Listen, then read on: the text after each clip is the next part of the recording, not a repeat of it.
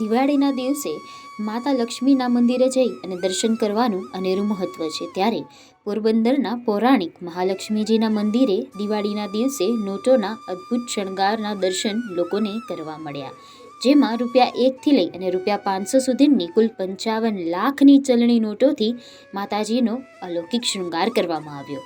દિવાળીના આ પર્વ ઉપર શ્રદ્ધાળુઓની ભારે ભીડ અહીં ઉમટી પડી હતી। દર્શન દરમિયાન સૌએ મહાલક્ષ્મીજી પાસે સુખ, શાંતિ અને સમૃદ્ધિની પ્રાર્થના કરી।